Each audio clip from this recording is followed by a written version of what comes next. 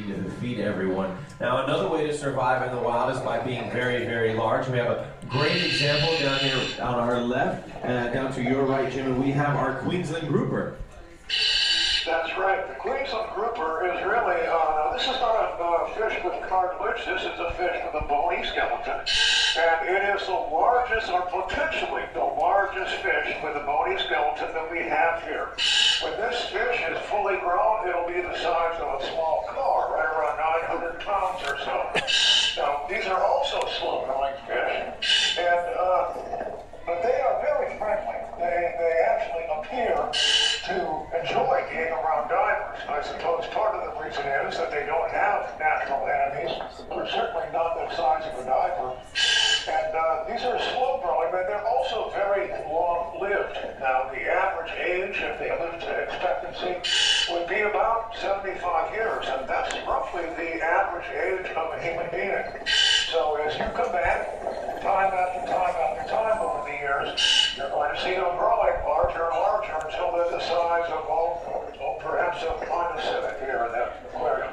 That's right, it's going to be a very, very large animal, and if you take a really close look at that grouper, you'll see right along its side right now, there's a very special fish. It's the little blue one with the black stripe on it, and it's now heading over to that ray, but that is a cleaner wrasse, and it has a very special relationship with a lot of the fish, especially the Queensland grouper inside this exhibit, right, Jim?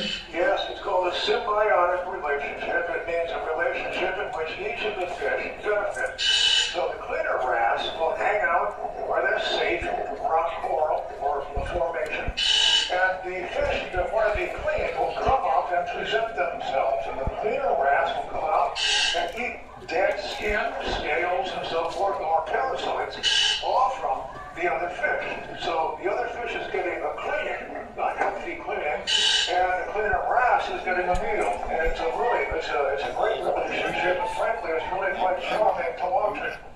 That's right, I kind of wish that I had a cleaner wrasse to help me get ready this morning. I was a little slow to rise. Maybe they could have just brushed my teeth for me earlier in the morning. That would have been nice. But it is a very special relationship. Both animals are benefiting, and it's not the only symbiotic relationship inside this exhibit by far. As a matter of fact, the cornerstone of a coral reef, the coral itself, has a symbiotic relationship. And a lot of people don't know this, but coral is an actual living animal. Our coral here has a little bit of a secret, though, because coral is extremely delicate, very slow growing, can only grow at a very small temperature, whether only in a few parts around the world. So our coral here is artificial, right, Jim? Yes, it is. It is not only man-made, it's made in Arizona, in the desert of all places. But it is authentic looking, and the fish accept it as real coral.